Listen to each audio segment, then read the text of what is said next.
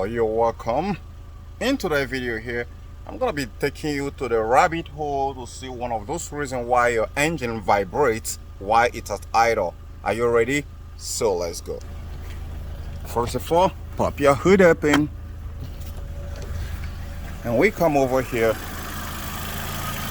Now I don't know if you can see this engine vibrating.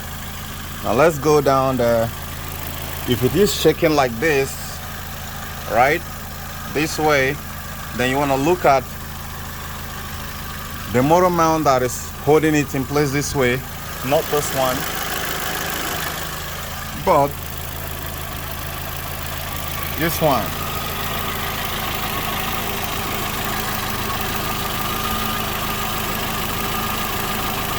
But you can see it down there. So that is what is causing it to vibrate. You can see it right there.